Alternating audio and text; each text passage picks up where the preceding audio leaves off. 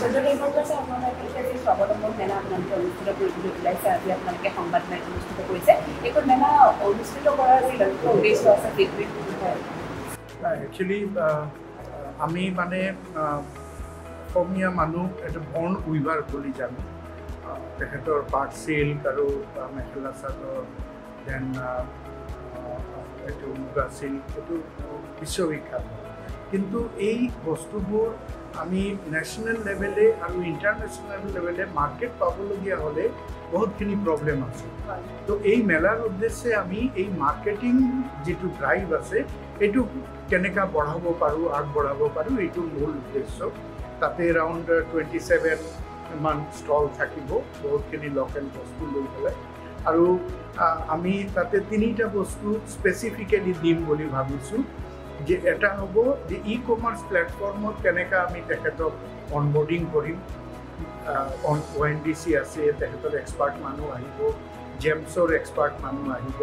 আৰু আহি তেখেতক এই ট্ৰেইনিংটো দিব যে কেনেকৈ তেখেতে অনবোৰ্ডিং কৰি পেলাই ই-কমাৰ্চৰ জৰিয়তে তেখেতৰ প্ৰডাক্ট ন্যাশনাল লেভেলে আৰু ইণ্টাৰনেশ্যনেল লেভেলে চেল কৰিব পাৰে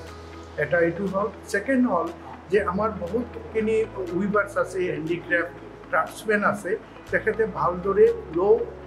ইণ্টাৰেষ্ট ৰেটত ফৰ্মেল বেংকিং ক্ৰেডিট নাপায় তো আমি তেখেতক ফৰ্মেল বেংকিং ক্ৰেডিট দিয়াৰ কাৰণে চিম্পলি ষ্টল থাকিব আৰু আমি তেখেতক এটা ফেচিলিটেশ্যন ৰোল প্লে কৰিম যাতে মানে কেনেকৈ বেংকৰ পৰা ভালদৰে ফাইনেন্স পাব পাৰে কম ৰেটত ফাইনেন্স পাব পাৰে এইটো এটা উদ্দেশ্য থাকিব থাৰ্ড উদ্দেশ্যটো যিটো হ'ল যে তেখেতে হ'ব পাৰে ভাল উইভাৰ কিন্তু ক'ত ডিজাইন বা চেঞ্জ হৈ আছে আজি দিল্লীৰ মানুহ বা লণ্ডনৰ মানুহ অসমীয়া পাট চিল্ক বিচাৰে কিন্তু হ'ব পাৰে তাৰ ডিজাইনটো অলপ বেলেগ হ'ব লাগে তো এই ডিজাইনটো আপস্কিলিং আৰু ৰিস্কিলিং আৰু আপগ্ৰেডেশ্যন কৰাটো ট্ৰেইনিংটো বৰ জৰুৰী হয় এইটো আমি আইডেণ্টিফাই কৰিম আগতে এই মেলাৰ জৰিয়তে যে কাক কাক ট্ৰেইনিংটো লাগে ইয়াৰ পাছত আমাৰ যিটো এক্সপাৰ্ট ট্ৰেইনাৰ্ছ আছে IIE আমাৰ লগত আছে ইণ্ডিয়ান ইনষ্টিটিউট অফ এণ্টাৰপ্ৰেনিয়ৰশ্বিপ আৰু যে মানুহে এইবোৰ বস্তুৰ পাৰে ভালদৰে ট্ৰেইনিং দিয়ে যেনেকৈ আমাৰ সিল্ক বোৰ্ড আছে যেনেকৈ আমাৰ গভৰ্ণমেণ্টৰ টেক্সটাইল মিনিষ্ট্ৰী আছে আমি গোটেই ষ্টেক হোল্ডাৰৰ লগত কথা পাতি আৰু ভালদৰে ট্ৰেইনিংটো আমি ব্যৱস্থা ইয়াৰ আগতে দেখিছোঁ চিল্কৰ আণ্ডাৰত এনেধৰণৰ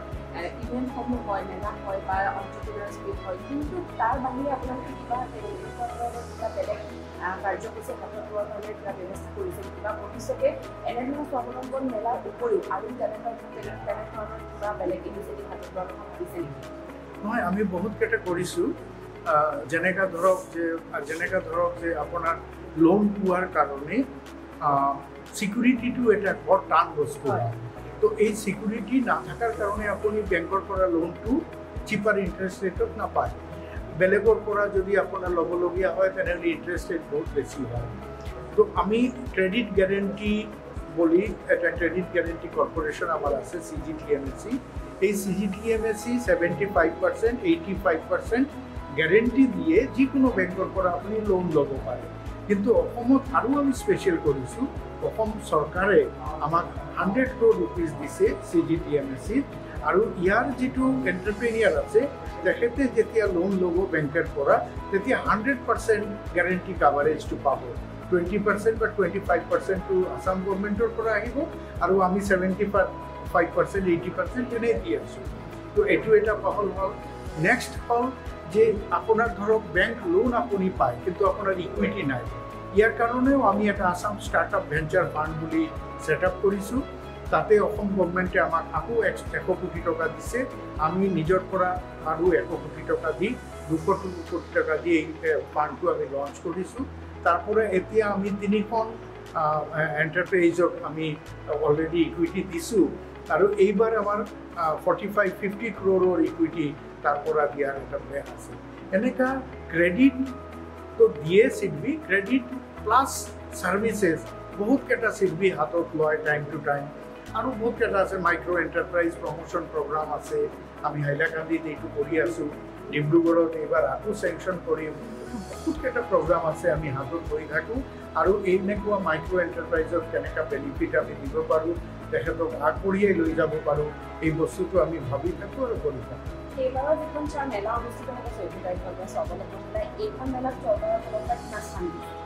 নহয়, এইটো চিডবিৰ পৰা এক্সক্লুচিভলি ফাণ্ডেড বাই চিডবি, এইটো চৰকাৰৰ ফাণ্ডিং নহয়। এইটো যিবোৰ কথা কৈ আছোঁ এইবোৰ গোটেইকেইটা চিডবি নিজৰে গ্ৰাণ্ট দিয়ে, চিডবি নিজেই এটা ডেভেলপমেণ্ট বেংক হয় আৰু এই আগবঢ়োৱাৰ মাইক্ৰ' এণ্টাৰপ্ৰাইজক আগবঢ়োৱা লৈ যাবৰ যে দায়িত্ব এটা আছে ডেভেলপমেণ্ট বেংকৰ, এই দায়িত্বটোৰ কাৰণেই এই বস্তুবোৰ কৰি